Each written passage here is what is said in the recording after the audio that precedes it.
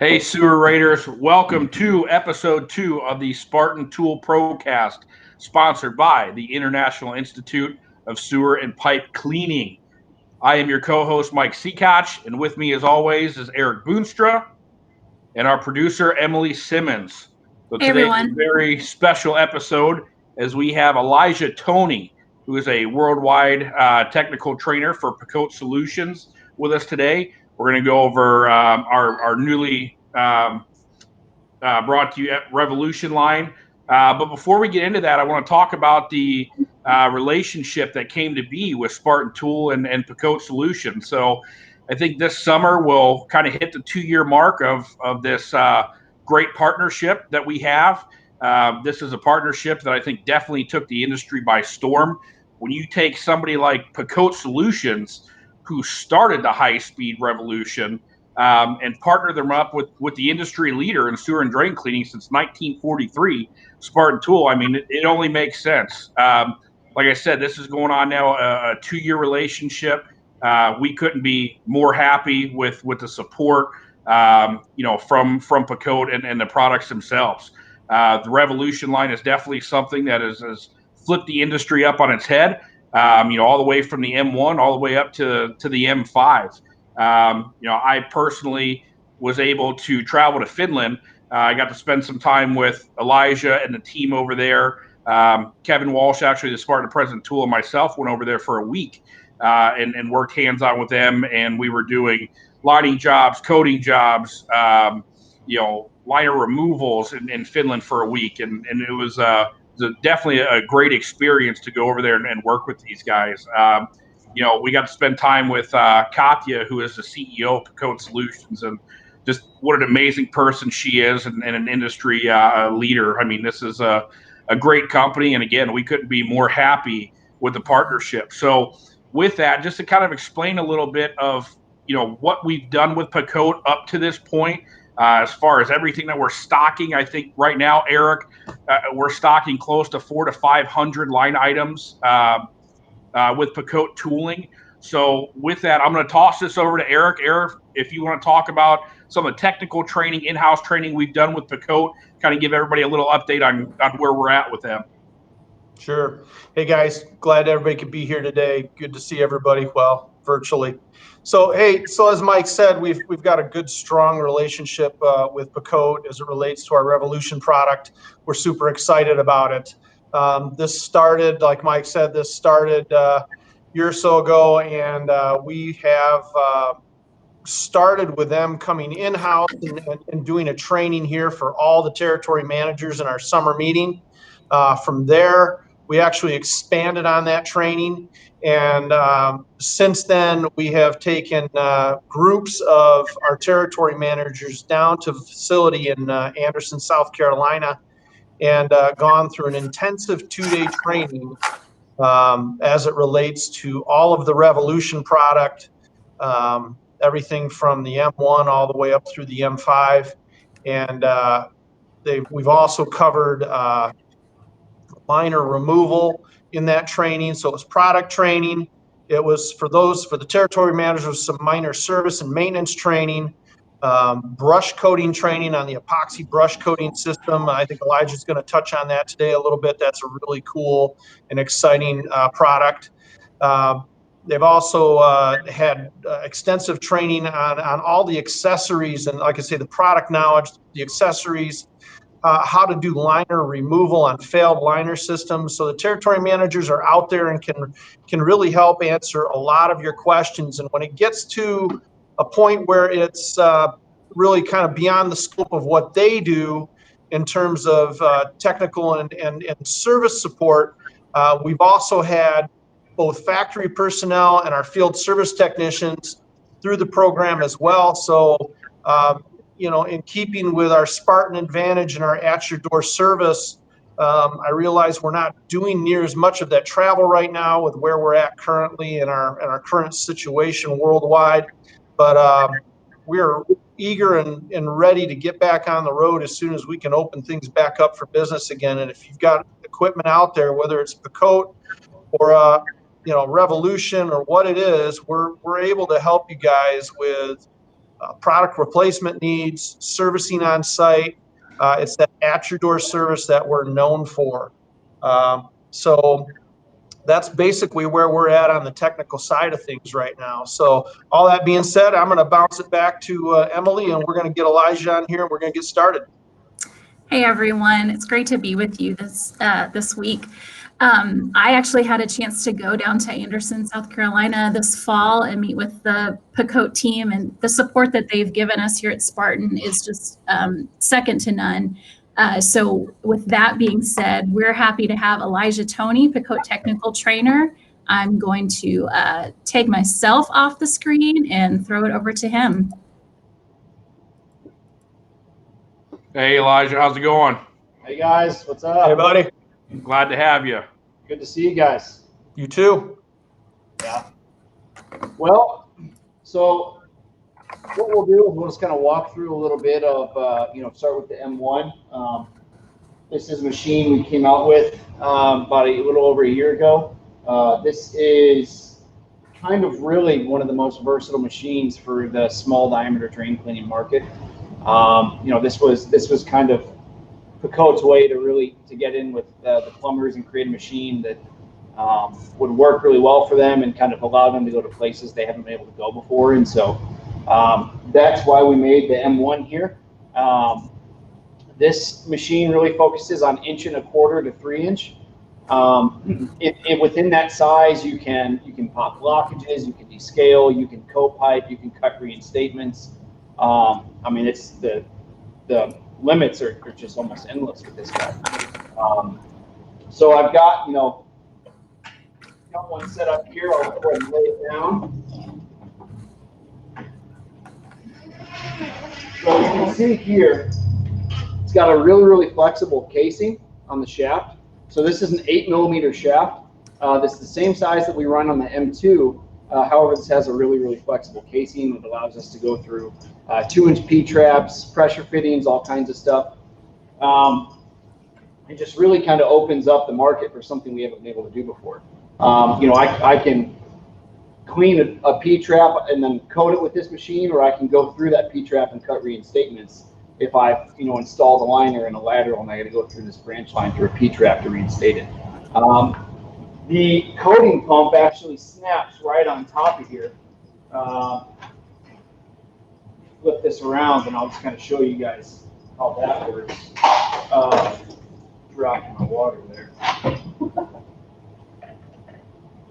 So if you see all our coating pumps, this is the mini pump. This guy just snaps right on the top there. So then now you would have your delivery hose out here, you would tape it to your casing, put your brushes on the miller, and then you can go coat pipe. So this is one of the things that really has set this series apart from a lot of the other things in the market, is that there's just so many opportunities and kind of new markets that you can get into with these machines. So I think that's a great point, Elijah. I mean, it's something that we haven't seen before, and it's the M1 is definitely our biggest seller because of the flexibility of it. I mean, when I think Eric and I would both agree, if we were service plumbers still, that would definitely be a machine on my truck for things that would go through an 1.5-inch line, reinstatements, things like that. Most of our pump systems that we've sold have been through on the M1 itself. So it is definitely a versatile machine. I mean, for our Spartan users out there, I mean, I kind of say that this is like the Model 100 machine of the Picote Revolution line, right? It's so versatile. You can use it for a lot of different things. Yeah. And it's the footprint of it is something that we really like as well. It's light, it's like 57 pounds. It's got an extendable handle, so you can just pop that out. It's easy to wheel around, easy to carry upstairs, all that kind of stuff. Go down in the basements, wherever you need to go. But then my personal favorite thing about it is the fact that you can, if I took this tool off, I can make the shaft come out of either this hole or this eyelet here. So it can come with either direction you want it to. What that means is, if I'm in a bathroom and I need to go through a sink or something like that, I can sit right on this nameplate and saves my knees from being on the ground all the time. So just little stuff like that. It's got a great place to hold your tools. One of the big things about this is it has a mechanical clutch. So you can see in the back where the shaft attaches to the motor here. It's got a Makita motor. Right here in this black housing, there's a mechanical clutch on there that's attached to the drill, and that's where the shaft connects. So if I'm going through a line and I hit a hard snag, what normally would have broken the shaft will engage the clutch. And it's a kind of a loud, like, noise, it's kind of loud, but it saves your shaft. And some stuff when you're running this fast and you have a cable that's 8 millimeters, you really need a safety there. So you're not spending so much time repairing your machine or digging out shaft or casing or something like that. It's just really, it's a lifesaver in drain cleaning and the way that we do it. Yeah, I mean, we've been putting clutches on the machines for years. I mean, it's definitely a safety for the technician and safety for the machine and the cable. I think one thing definitely to point out, Elijah, is the fact that I think we're all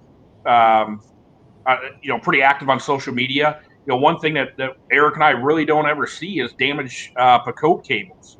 I think it's partly to the cable itself, the strength and the integrity of that cable. But I think what kind of puts you guys out ahead of the rest is the fact that you guys are out there training. The guys know what settings to put it on. They know how to maintain the equipment. So something like the M1, are you running that? What speed are you running that on? General work, honestly, most of the time I'm in 3. There's a speed dial on the back. It's right here on the back of this Makita here. It goes from 1 to 6. Each one of those represents roughly 500 RPM, starting at 1, which is 500 RPM. So it goes from there to 2,900 or so. Most of the time we do our work on 3 on the dial, 3, 3.5, something like that. The mini cleaner, which is the M1 series for the Revolution series, is really the most we really want to run it at is probably 4 on the dial. That's moving pretty quick. It's around 2,000, 2,200 RPMs. And that's just because it is so flexible. We just want to be a little bit careful that we don't break the shaft in those situations. The clutch will catch most things, but if it's, if you're running it too fast, the clutch may not catch it. It's less likely to, I'll say that. So yeah, really 2 to 4. Descaling, we're usually in 3. Reinstatements, we're usually in 3. And then coating, we usually run at like 2.5 on the M1 and the M2. So, but yeah, it's just a little dial on the back here. You can just do it back there. They come with the mini cleaner. The M1 has 50 usable feet. It's got a little bit more than that on the reel, but realistically you can use 50 feet of it. We don't recommend extending this one. That's not to say that it can't be done, but because it is so flexible, you probably won't have the pushing power, past the 50 feet anyways. That's one reason why we do run the 8 mil shaft or the 1/3 inch shaft on this guy, is that we do want to keep the strength and rigidity of the cable like you were talking about. But we just put a super flexible casing on it to give us a little bit more pushing power and strength once it's out that far. And I think it's great for the horizontal branch lines. I mean, again, we don't want to run 50 feet through a bathtub line, right, or a lavatory line. So that's one thing that we're trying to get guys to understand too. The footage on the M1. This is our horizontal branch line machine. Yeah. And another thing, everyone.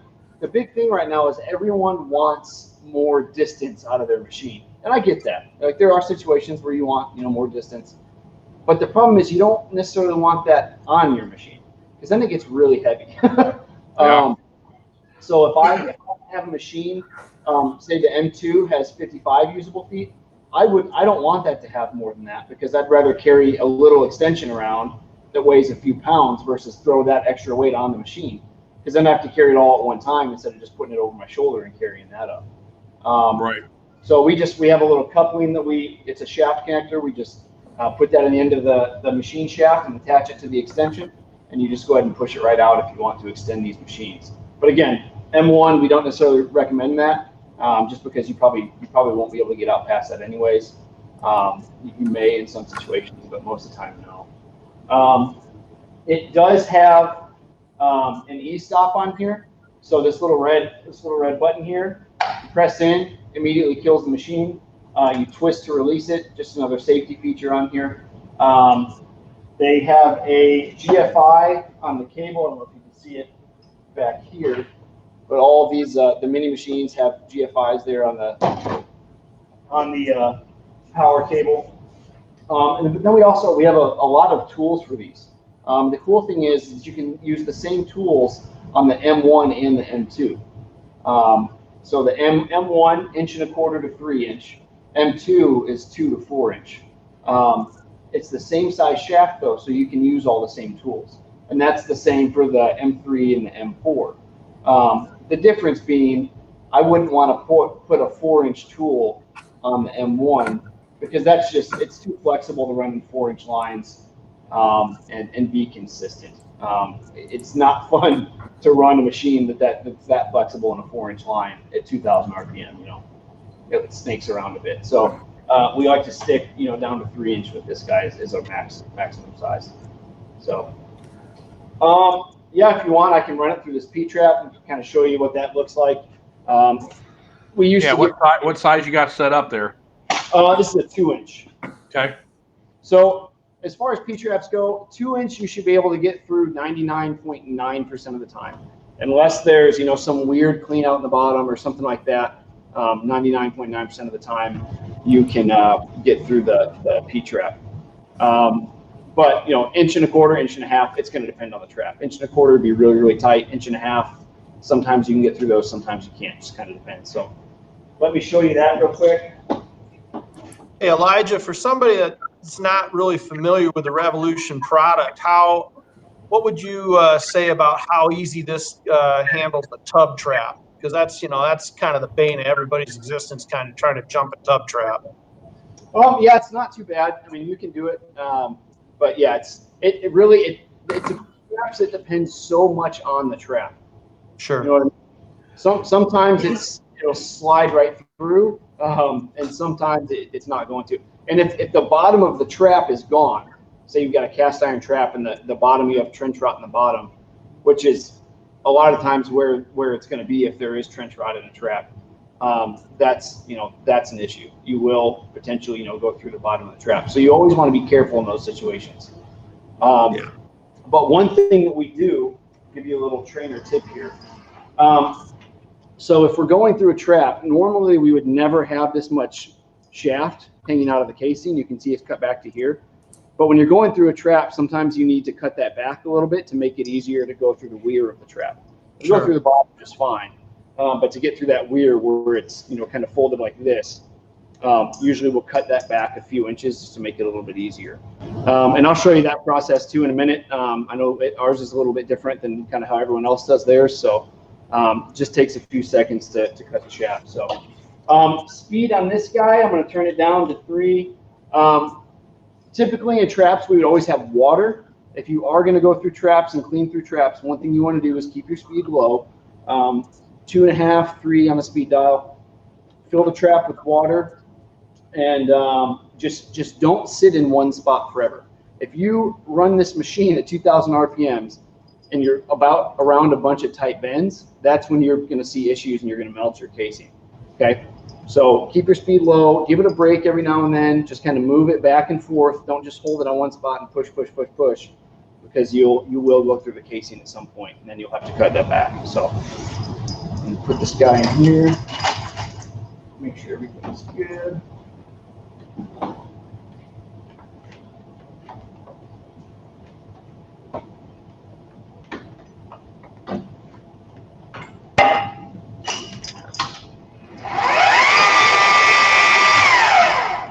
So you can see,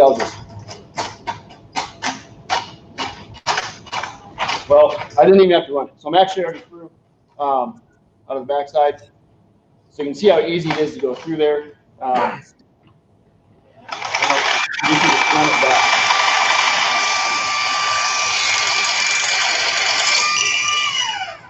And you have the mini sweeper on there, Elijah? Yeah, this is the 2-inch mini sweeper. This is probably our favorite tool in 2-inch, okay? It's got these steel legs that flail out when you spin it. So I'm just going to show you that. It's a really centered tool. It's really gentle on the pipe. You can walk this actually through trench rot if it's, as long as it's not bigger than the head of the tool. You can go through there. But it's really gentle. If you've got like small holes in the pipe or cracks or stuff like that, the sweepers are awesome. We have a stepped bit to go on there, so it's good for blockages. They can do light roots, nothing insane with a 2-inch sweeper, but yeah, you can put that bit on there, that stepped bit, and it'll help you go through P-traps and bends and all kinds of stuff as well, surprisingly. So, yeah, you can see how easy it is to go through a 2-inch P-trap. I mean, at first it was really cool when we started doing it, and it used to be really exciting, and now it's just kind of like, wow, there it is. So cool for a lot of other people. So, but yeah, we do have a full tool line for these guys. So each of them will come with a kit. It'll be either a cleaning or a cutting kit. That's up to you. If you're gonna do reinstatements or stuff like that, it'll come with a twister. If you're not gonna do that, you'll have like a sweeper, a hub, some little rabbit ear chains, which is this is the hub and the panels. So here's the panels on here. You can see the little tiny guys. And then this little hub will attach on the end of it, and it's just a press fit. So you just loosen these Allen bolts and slide that guy in there, and you can do grinding and stuff like that. Good for reinstatements, cleaning small diameter stuff. And then here's the rabbit ear chain. So basically what we've done is we've cut an original chain in half, and it just helps you get through really small diameter stuff. We do have 3-inch. Hey, Elijah, can you show that foot pedal off? Yeah. So we got Duke Lindsay from West Virginia in here. What's up, Duke? Hey, that's something that we've definitely looked at. We've definitely talked about. Fortunately, for somebody like me with a size 12 and a wide foot with a big Red Wing on it, it's kind of hard to get my boot in and out of it. But yeah, it's definitely something that we've talked about. So yeah. This one, I like it. I mean, it's a safety switch. I mean, I like it. I mean, it's, you're down in the basement or you're wherever in the house, kids are curious, right? The air pedals, I mean, they can jump on it right away. Something like that is a little bit more of a deterrent for a child inside the house. Yeah. It's also, I mean, job sites in general, you got guys walking around, dropping stuff. I mean, I really enjoy these. My feet aren't quite as big as yours, Mike, but it does. There's been several times, especially like in training and stuff, guys that haven't used the machines before. I've been glad that I had the shielded foot pedal for sure. Yeah. So. Yeah, it's nice and long too, so you can take it where you need it also. And then, yeah, so back to the rabbit ears. I mean, I think for us, definitely with the M1 and the M2, the mini sweeper and the rabbit ears are definitely the cleaner of choice. Yeah. And then we've got a couple other options. Those are really, because the M1 stuff is so small diameter. Those have kind of been the king of that. The sweeper, the rabbit ear, stuff like that. It's they're really a lifesaver in situations where you just can't get through. But we do have some bigger stuff. So we have the 2 to 3-inch 3D chains, which I know have kind of been a big deal in the market. These are self-adjusting. So as you turn up the speed on this guy, it's gonna self-adjust to the pipe. It's spring-loaded, so I can clean a 2 and 3-inch pipe the exact same tool and just keep pulling through or pushing through. Another thing this does is that spring keeps it pushed out and extended instead of hanging loose when it needs to open up. So it helps you go through bends easier, smaller diameter stuff. As far as like a first pass tool and just getting the pipe descaled quickly, the 3D chains are by far the best tool I've ever used in that aspect. I don't think I've ever seen another tool take off a large amount of scale as fast as the 3D chains do. So big fan of the 3D chains. We have those in 2 versions. We have those, which is the premium carbides. And then we have PVC options. So if you want something more gentle, we have that option there for you too. as well as a 3-inch sweeper head. So just like the 2-inch sweeper you saw before, very similar build. It just has a different front head that does more of a lateral cutting motion than kind of a boring motion, the way that stepped bit does. This is a great head. If it's actually basically the same thing we have for the liner removal tools. It's really good for root logs and stuff like that. If you need to hard blockages, this is great for, because if you try to bore into a hard blockage, a lot of times you get stopped pretty quick with like a boring bit. But this, if you're shaving off pieces laterally, then you can usually move through it a little quicker. So apart from that, we have the Cyclone chains. So this is something that I'd really like to talk about for people that are new to high-speed drain cleaning, and even people that have used it for a while and just never really thought about this. This stuff was all originally made to prepare for liners and coating in Finland. That was the original purpose of it. So they're getting ready, when they use these tools, they're getting ready to then put a liner in the pipe or coat the pipe and protect the surface. Descaling pipes can be very lucrative and can really bring life back to the pipes. But if you clean it extremely well, then you should probably look at putting some kind of protective coating or a liner in the pipe. Once you get it down to bare metal, you've essentially taken all the protective surface off the pipe. And if you could go back and look the next day, there will be rust on the pipe. That's a great point. It'll start to scale up really fast. So for us, this tool that I'm holding here, this is the Cyclone. It's an exact diameter tool. It will hone the pipe out to the exact diameter. This is a 3-inch. If the pipe is milled originally from manufacturer at 2.9 inches, it's about to become a 3-inch pipe when you run this through it. Okay, so we love it. We really want these if we're preparing for coating, because we want a good substrate to bond to. But if I'm not going to coat the pipe or line the pipe, I'm probably not going to use the Cyclone, because it's just going to expose the bare metal of the pipe, or whatever surface that you're cleaning. So, and you want to use that tool for the exact size pipe, because if you were to take that 3-inch into a 4-inch line, right, doesn't that just kind of ball itself up and you can kind of ruin the carbides on there? Yeah, you'll actually, if you run it long enough, you may just engage the clutch. It might not turn at all, depending on how bad the pipe is. Yeah. But it'll bunch the chain on itself, and it'll wear out the links, and they'll break eventually. You lose carbide, all kinds of stuff. So they start at 3 inches and go up from there. So Elijah, we got a question from Matt Hitchman: cleaning kit versus a cutting kit. Yeah, the main thing is that the cutting kit's going to have the twister in there, so it's going to allow you to do reinstatements.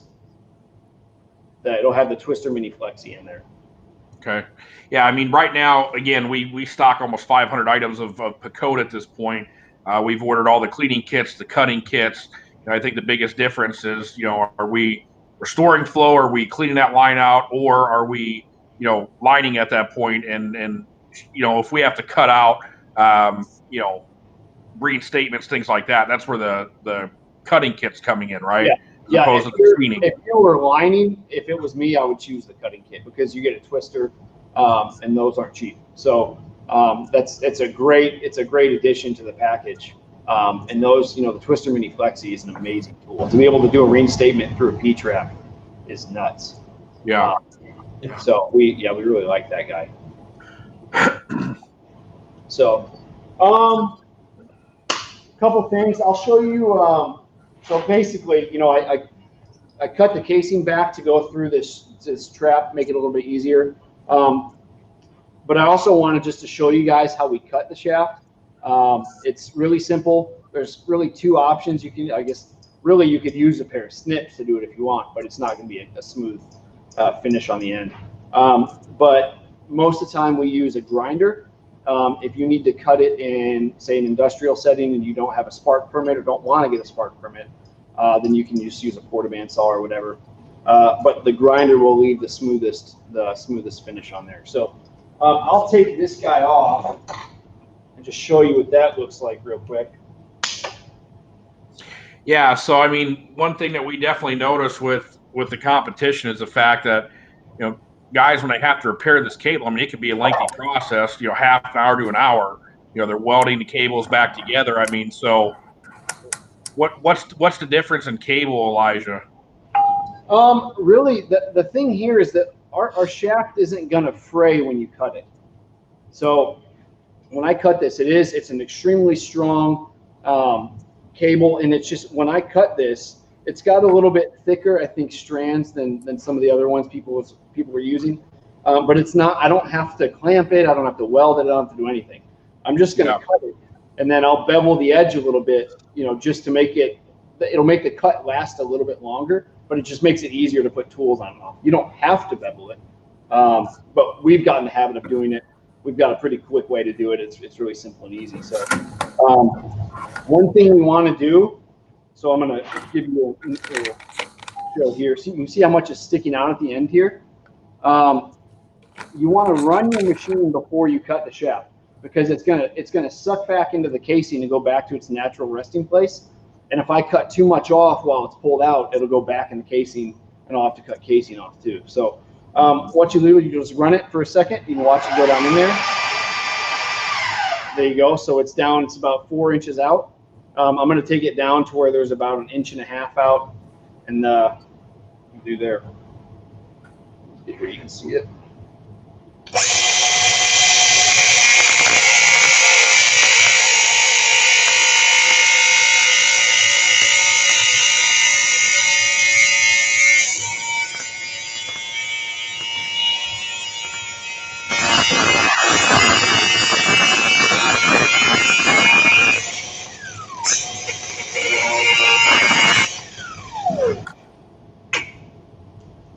So we've cut the shaft. Now I'm just going to run the machine and bevel the edge of it a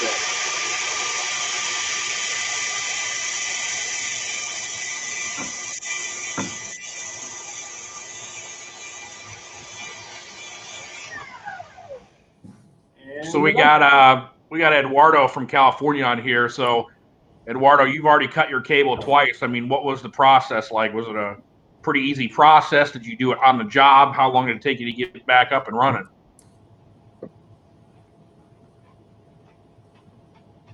Yeah. And we got just a little bit of a delay, so it may take Eduardo a second to reply, but we'll pop it up there if he answers. Okay. So you just bevel that right at the end, Elijah? Yeah. So when you can see it there, it's super clean cut. Yeah. Well, Elijah, what else? It doesn't fray. What else do guys need to know, Elijah, about maintaining these cables? So what you'll need to do, and I actually did this one a little earlier today, depending on how much you're using your machine, and this is true of all the machines, depending on how much you're using it, you'll need to lube the shaft at some point. We recommend doing it probably once a month if you're using them all the time. If you're just using it, once or twice a week, you can probably do it once every 3 months and be fine. But there's really, it's easy enough that you should just do it once a month. Is usually fine.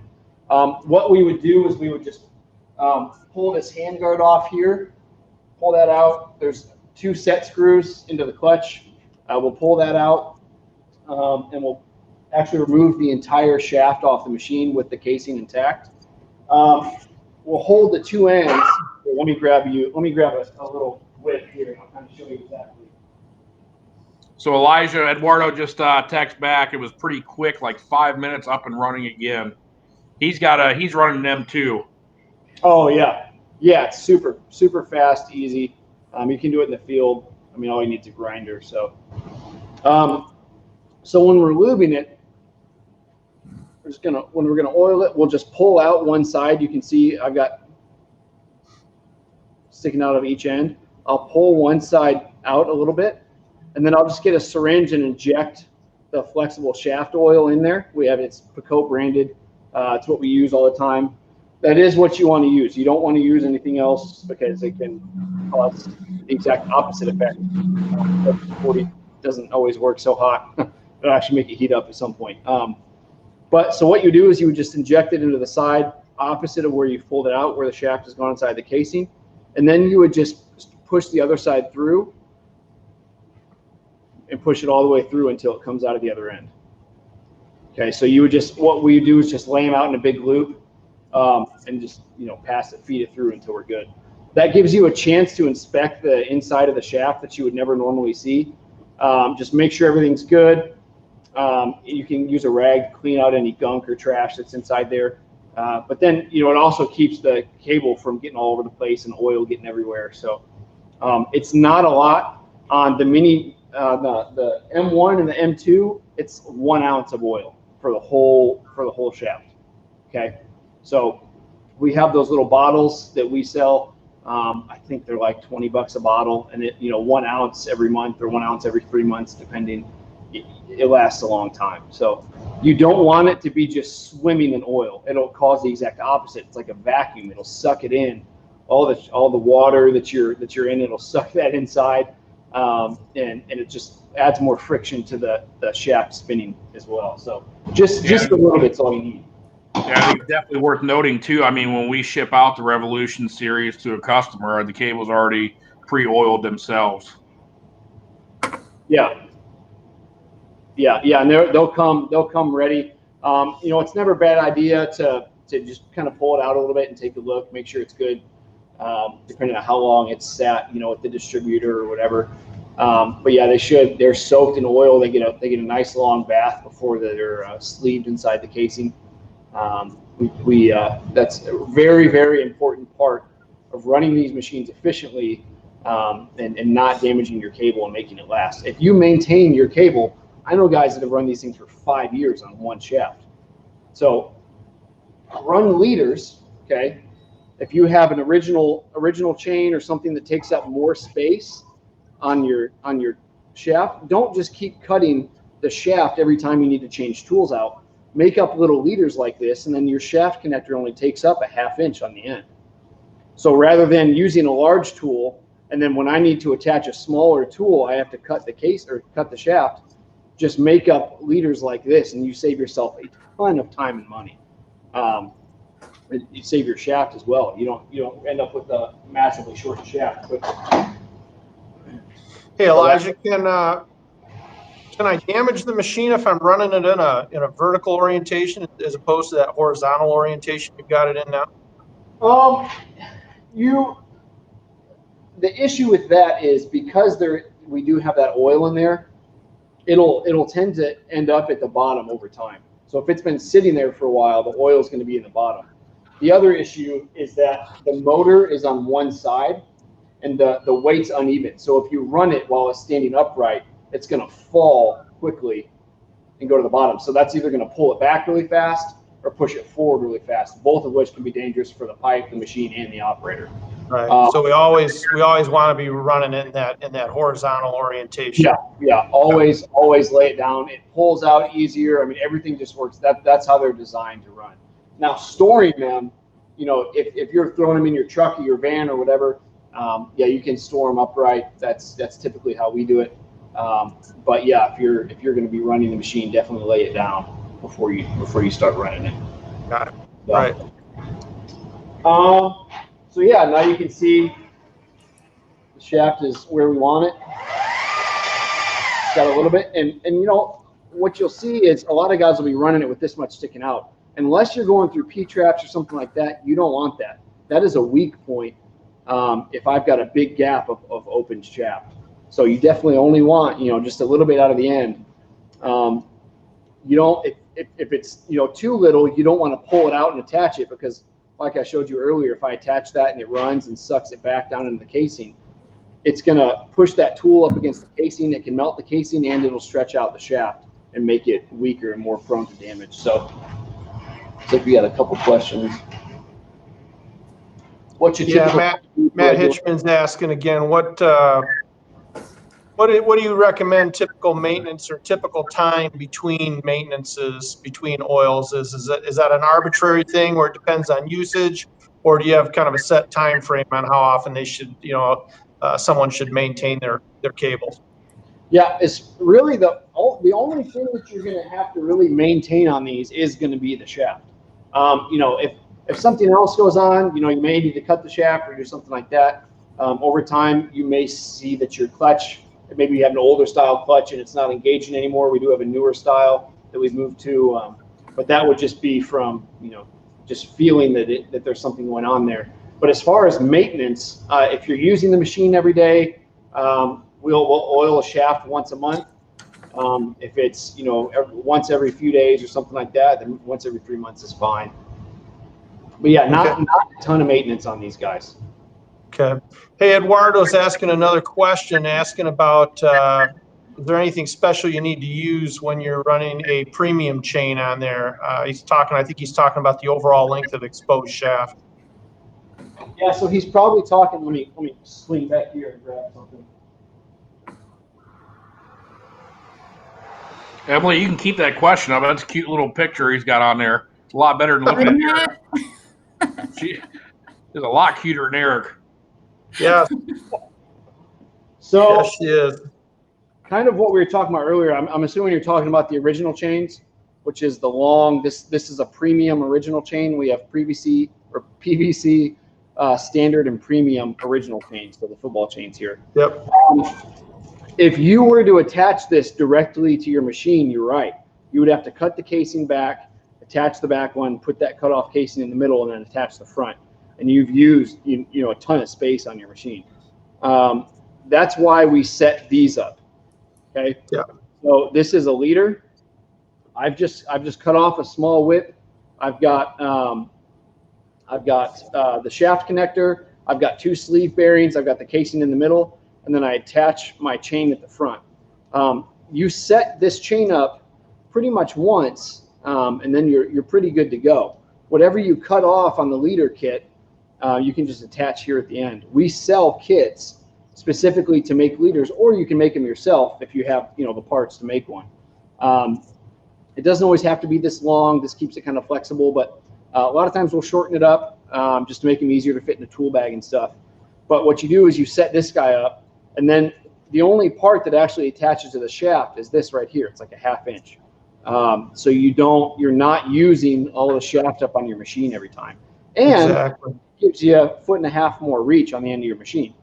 So This is anytime you're running an original chain, for the most part, I would run a leader on it, unless you're in some weird bends or something like that, something weird preventing you from doing that. Most of the time, we would do it this way. Yeah. So while we don't run those shaft bearings on the M1 itself, it is important, very important, to make sure you're running those shaft bearings on the leaders, right? Yes. So the sleeve bearings here that you see that Eric's talking about, what this does is it protects the casing from the tool and the shaft connector as well. So we leave a little bit of gap. All of the other machines, we attach this on the end of the casing on the machine. The M1 is the only one we don't do that, because you're going through such tight bends that most of the time it'll just make it more difficult. Right. And that is a higher heat temperature rating casing anyways. But this little sleeve bearing here will protect your casing and your shaft and tool as well. So you definitely want these on the leaders, and they'll come with the kit also. Yeah, hey Eduardo, we should have those kits at our DC in Ontario. So I'll definitely check with Luke Swinnerton as soon as we get off the call here, and we'll definitely hook you up. Now the 3D chains come built up, so they build these in Finland and then send them out. So they'll already have this whole kit. What I'm showing you here is exactly how it will come from Finland. Yeah. So if you wanted to get a leader kit or something, the 3D chains, I can do 2 sizes with this, and it already comes built up on a leader. So for the price of being able to do 2 different sizes, the convenience of everything, it's actually a really good deal. We like those a lot. Yeah, and it's going to save on the life on that cable, not having to cut that back all the time. Yeah, and that's how we do trainings here almost every single day when we're in training season. So a little crazy right now. We're doing a lot of this kind of stuff, but if we were to start doing that every day that we train, because we run the machines all day long when we're training, we wouldn't have any shaft left. We have a maxi up on our coating platform that's been there for a few years, and we've never had to replace the shaft on it. No, Eric and I have definitely put that thing to good use. That's for sure. Oh yeah. Oh yeah. Yeah. Let's see. Any other questions? Oh, and one around the pump work. Yeah, I can throw that on here real quick. So the way that this guy works is pretty simple. Now, Elijah, real quick, sorry, but all the M1s now, when we have that pump system, are they coming with that plate? Because I knew that was a new adapter plate that you guys came out with. So the M1s are already set up for the pump. The M3 is the one that we made an adapter for. Gotcha. Okay. That uses the maxi pump, and that's built for the maxi frame. So there is an adapter. It's pretty cheap. You just bolt it onto your frame essentially, and it'll help you put the maxi pump directly on there. So if you see here, this is a peristaltic pump. It's really, really simple. We just have a pump hose. Then we have our resin supply hose here. The resin will be pumped into this cup, and it'll be sucked out with these rollers mashing the hose down here, and then pump it down the line where we have delivery hose attached to the shaft. So let me plug this guy in, and I'll just give you guys a quick peek of how that runs there. Really, really simple setup. It's efficient, and you don't really have motors on these going out or anything like that.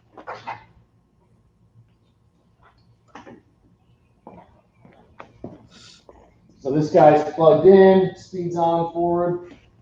And then we have a trigger here that will hold while we're coating. So I'll have my brushes on here, and I'll just hold this to dispense the epoxy. And then you can see it going there. What we'll do is we'll test it. So we'll just kind of hold our finger on the end here, and it'll blow our hand off if it's assembled on there correctly. They do put out quite a good amount of pressure. So you should be able to tell if your pump is set up correctly. You can see how the rollers just mash that pump hose, and we'll push the epoxy out through there. Then you just click to disengage.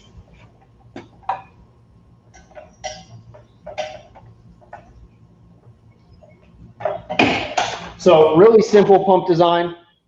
We mix the epoxy before it even goes down the line. That way we can ensure that we have a really, really good mixture. We don't want to pump two components down the line and then mix it down there, because there's no way to guarantee that it's mixed appropriately. So it's a two-part epoxy that we use. It's 100% solids epoxy. We mix it before it even goes in with a static mixing tip. We just have a smart mixer gun that we pump that down into here. And it's a really, really good product that all of our machines, other than the M5, are prepared to do. So awesome. Yeah.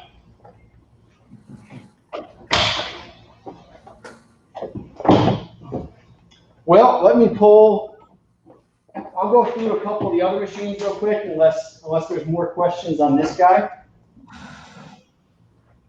I think we're getting close to our time limit, unless anyone has some questions about the machine.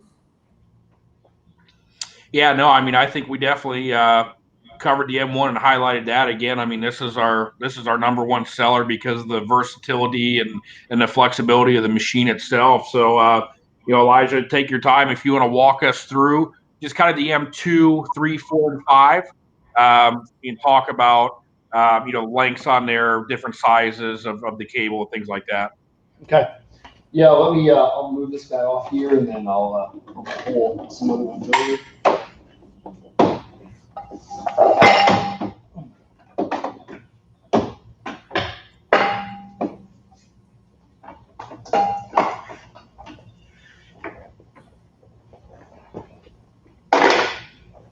So we do have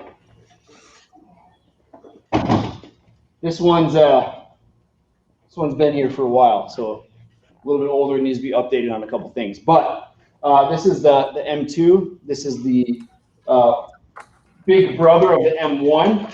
This guy was here before the M1, and it really has kind of become the jack of all trades tool that we offer. This is a lot of guys get into this if they're doing lines, say 2 to 4 inch lines. The casing's the shaft is going to be the same size as the M1, but the casing is thicker. So this comes with 55 usable feet. You can put an extension on there of 25 feet and go out a total of about 80 feet with this one. That's not to say it's always going to be easy to go out 80 feet, but it can be done, and it is done often. So this is an awesome machine. You can run this one a little bit higher. Really 5, it has the same motor as the M1 does. You can run this guy at 5 on the speed dial. It's about 2,500 RPMs, and really not have to worry just a whole lot, about the shaft snapping. It does also have the clutch on there. But yeah, same e-stop, all that's the exact same. This machine's just built for a little bit larger pipe diameter than the M1. The pump snaps on it the same way, and you can get a 25-foot extension with this one, which really kind of opens it up, to a little bit different market than the M1. Yeah, I mean, I think that's kind of our go-to as far as building drains. I know Eduardo's still in here. Eduardo's running an M2 on a daily basis, but I mean, I think that's a difference between the 1 and the 2. I mean, we're running it through building drains 3 and 4 inch all day long. Yeah. And if you need to go through 2-inch P-traps on a regular basis, or you need to do pressure fittings, yeah, that's the M1 all day long. Stick with the M1. But if you got to do a little bit bigger stuff, say more, if you're in reinstatements a whole lot, this one's a little bit better for reinstatements because you have more pushing power. But you're not going to go through a 2-inch P-trap with this. Yeah. If you do, it's not going to be fun. It's going to sound like the house is coming down at that point. Yeah, it's going to be tough. I know guys that have done it, and then they're like, I don't ever want to do that again. That was not fun. Right. So, yeah, super powerful machine. 2 to 4 inch is really its home. And you can run it up to about 2,500 RPMs on the speed dial. And it just obliterates tough scale and roots and all that at that speed. So yeah, that's the M2, kind of the jack of all trades. A lot of guys enjoy this. This is one of my favorite machines. Just to know that I've got something that's just really versatile and I can have in the truck and be like, I don't know, let's try the Mini on it. So really good tool with lots of tooling options. So.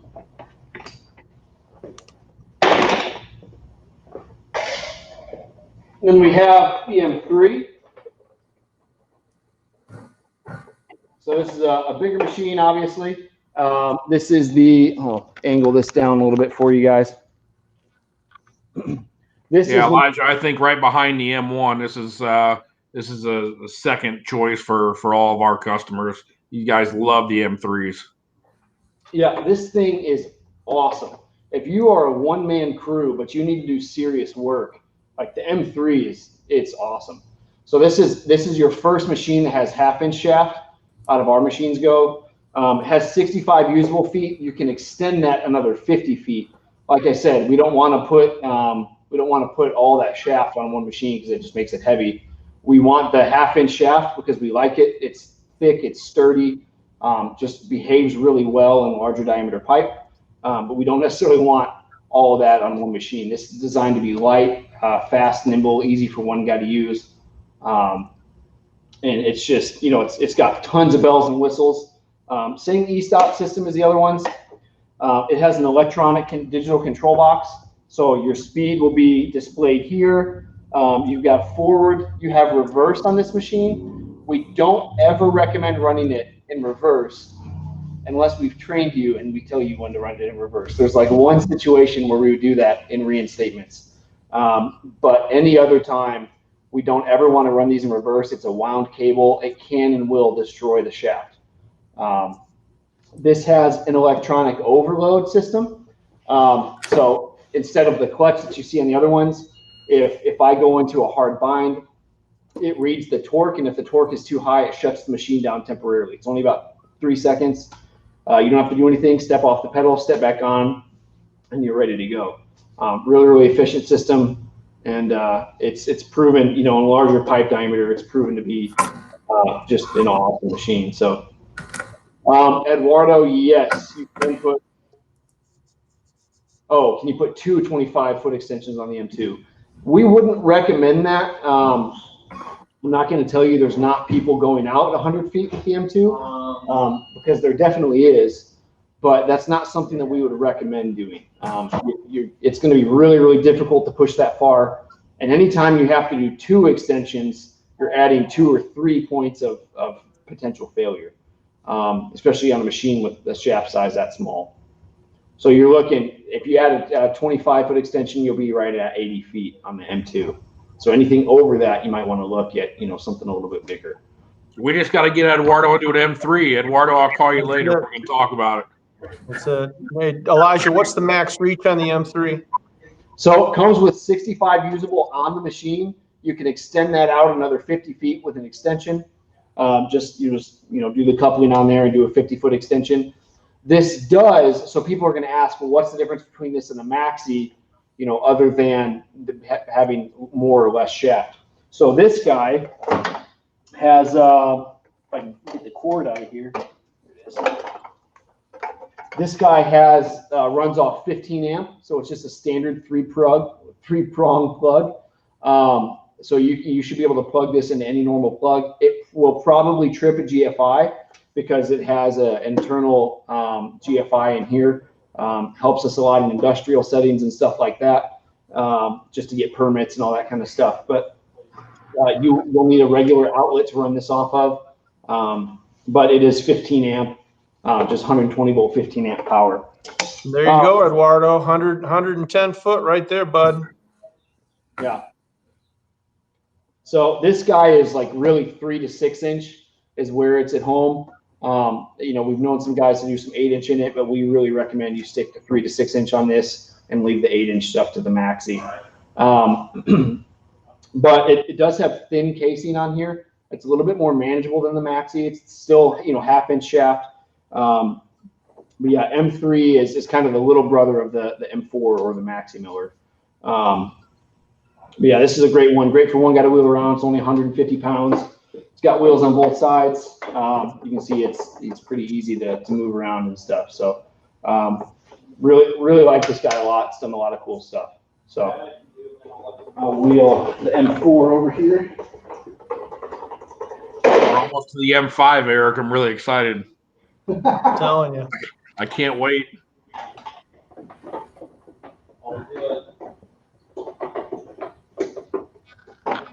So here's the M4.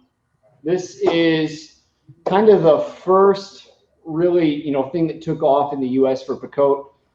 Guys on the trenchless side fell in love with this machine. It just opened up a ton of opportunities. Really, it's a 3 to 10 inch machine. Most of the work we do is 3 to 8 inch, but we can do some 10 inch with it as well. It'll do it. You'll just need to turn the speed down on larger pipe diameters. That kind of scares some guys. They think, oh, well, I don't want to have to turn anything down. I want it to be going that fast all the time. But once you get into larger pipe diameter, the actual circular rotation of the chain, the larger the pipe you're in, the faster those carbides are moving on the end. So, even to protect the pipe a little bit, it's never a bad idea to turn the speed down once you get into larger stuff, because they are moving really, really fast in that big of a pipe. This guy is a 110 volt, 30 amp machine. Okay, so it's a 3-prong twist lock plug. You will need a generator or some kind of adapter to run this. You don't ever want to run this off 15 amp. There's guys that do it, but over time it's going to destroy the control box, and you'll have to get that replaced. Actually, a lot of you guys know that are into electrical stuff. Starving something of power is actually worse than over voltage or over amperage. If it doesn't have enough, it's actually more difficult for the machine to handle that. So over time, that will destroy the box. You do want to run it on 30 amp power. There's several cheap, good generators. The Harbor Freight Predator inverter generator 3500. Yes. Has been Harbor Freight. Like a great generator. Probably a free tarp come with that generator, Listen, right? I got like 17 free tarps with that purchase. That was a good day in my house. I'm not sure what you need that many tarps for, but you can't turn down a free tarp. There's some guys running that thing, and it's just awesome for the maxi. They're super cheap. You can buy a couple of them, have a spare, but they're good quality generators. You do want an inversion style generator for these, so you get clean power. But yeah, this comes with 100 usable feet. You can extend that another 50 feet with an extension to 150 feet. Not saying, like I said, not saying guys aren't going past that all the time, but that's what we recommend. That's what's a pretty safe distance for this guy. It'll be hard, in a lot of scenarios to push out farther than that. So, but this is a beast. Liner removal. You can do concrete removal with this. I mean, this is a trenchless guy's dream to have a maxi miller. This thing is awesome. You can attach the maxi pump right on top of it. All kinds of tooling options for this, down from 3-inch all the way up to 10-inch. So really, really great. M4 has just turned out to be an awesome machine. So. All right, get that out of there. Let's talk about the M5. I know which one you want to see. I think it is worth noting to the audience that I am internationally certified to run the M5. Eric Boonstra is just certified in the great state of South Carolina. Yeah, no, that's not 100% true. I will also say I'm the only one that possesses an actual certificate of training as well. So, hey, there's a lot of good questions on here, and we are running short on time, so we're going to probably wrap it up right after the M5 here. But I think we could do this again, and I think we could get more into the tooling, and maybe we could even figure out how to do an actual demo on the coating. So I'm sure Eduardo and some of the other guys out there would be interested in seeing that coating process possibly. So I think that's something we might be able to do. Yeah, we'll have to get Elijah back on here. Yeah. Well, he had to go get the forklift to bring in the generator for this beast. This is like our 1065. I love it. Holy cow. Yes. So we have our Maxi out on loan. I didn't realize our Power Plus out on loan. So M5, this is what I got for you. She's on a pallet, but she's here. This is really a serious machine. So this guy runs off of a 400 volt generator. Whew, sorry. Yes. Yes. You're going to get a workout today. It's a 3/4 inch shaft. This is a 4 to 12-inch machine. This is specifically designed for concrete, liner removal, all the really, really difficult jobs that this is kind of geared for. You don't always want to have to run a Power Plus unless you have to, because it means you might have failed a liner or someone else did, or you got concrete in the way or something like that.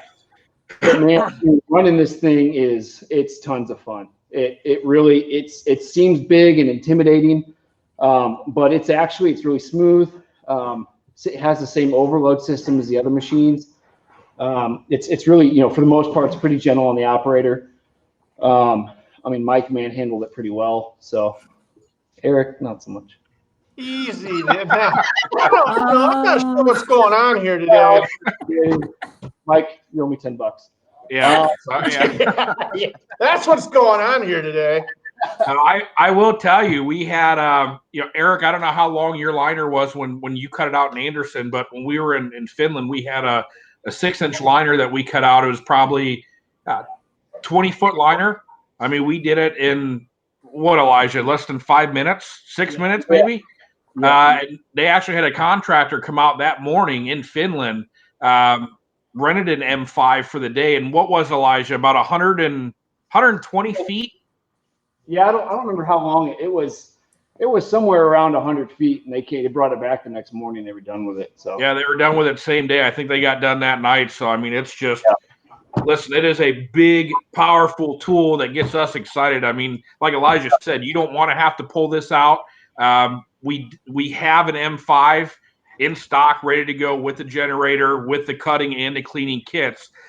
This is something that's just like a water line slitter or a warthog nozzle. It's something that you need that day. If something were to happen, I mean, you need it right away. So in the hopefully unlikely event that you do have a failed liner, we definitely have one ready to go in our Niles facility.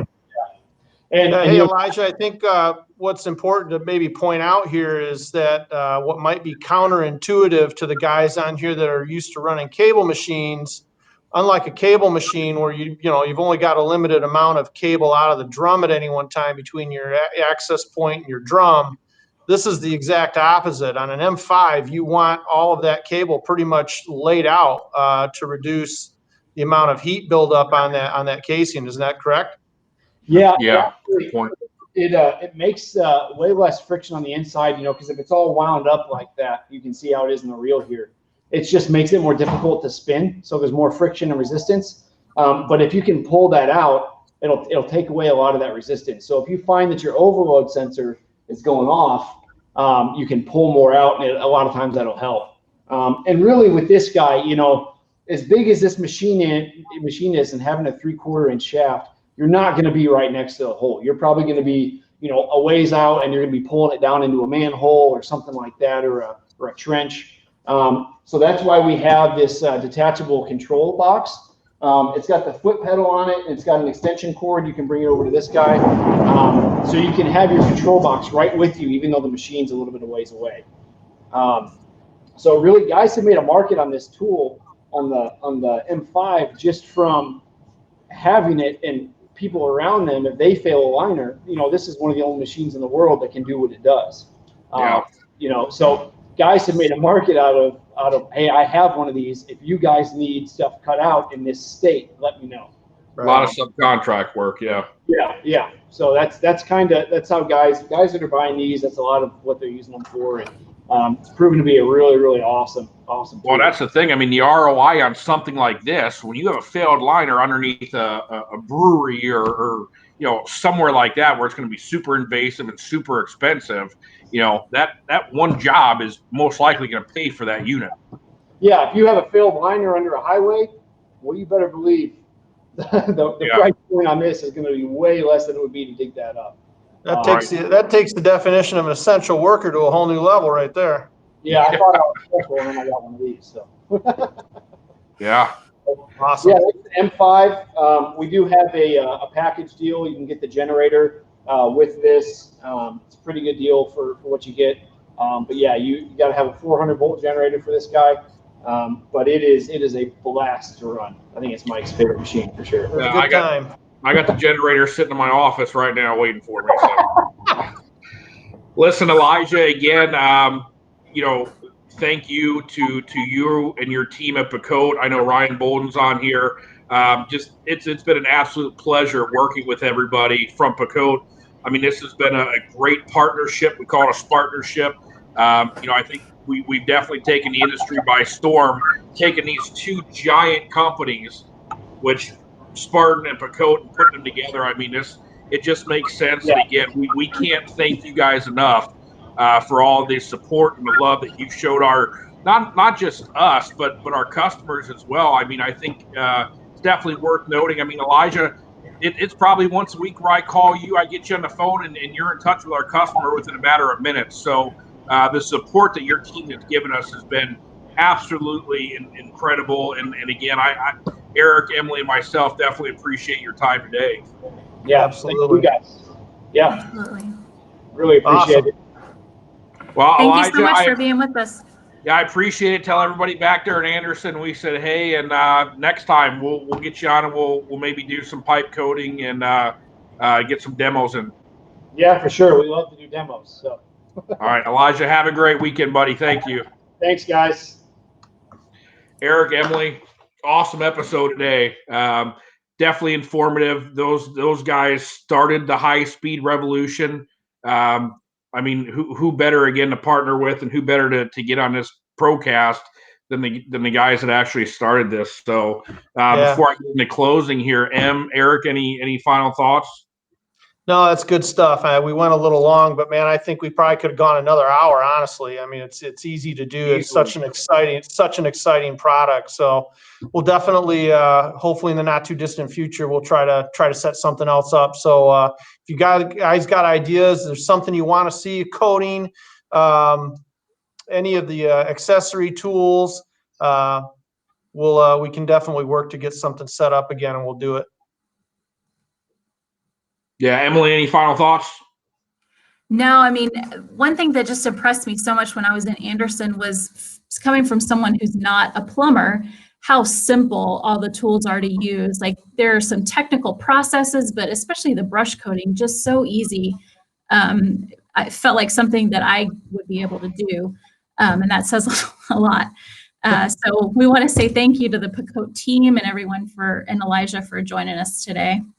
Absolutely. Yeah, I think for Eric and I and most of our territory managers and FSTs that are licensed plumbers, Eric and I went through how many trainings? At least a dozen last year. Yeah, about at least a dozen. We tagged along with every single one. And Eric, I think, for me, I always came out learning even more, even though I went through that training process. I mean, every time that I went there was always something, an aha moment that I had. I mean, for today, Eduardo was talking too, for somebody that's never been to the training facility. He said it took him all of 5 minutes to repair his cable in the field. You see some of these other cables that are out there, or a competitor's high-speed, machine, and we're talking about welding and this. I mean, it's a half an hour to an hour long process. So again, these guys have definitely mastered this. I mean, this is exciting stuff. So again, Elijah, the team at Picote, Ryan Bolden, I know you're on here. Thank you guys again. I mean, this has been a great episode. So getting into episode 3, let's talk about next Friday. So April 25th, Eric, Emily, we have National Plumbers Day. So that is a day that me and Eric get to be showered with gifts and everything else, right? Yes, yes. Put Em, be thinking about that calendar, one, Emily. Oh gosh, I gotta get ready. We want flowers, we want candies, we want everything, the whole 9 yards. I'll make a note. Okay. So for National Plumbers Day, episode 3 of the Procast, we are going to have Dwayne Goodpaster on with us. Dwayne is one of our good customers out of Middletown, Ohio. Up and coming company. Great guy, great family guy. They don't make them any better than Dwayne. So we're really excited to have him on here. So again, we're going to highlight and appreciate all of our plumbers, all of our customers on National Plumber Day. We're going to do this on April 24th, so the day right before that. But like I said, we'll get Dwayne on here. I'd like him to talk about his background, his family. Again, great family guy. Great customer of ours, and kind of talk about what he's kind of going through right now during the COVID-19 pandemic now. So with that, Eric, Emily, any closing thoughts for episode 2? No, I think we're good. I think that's a wrap.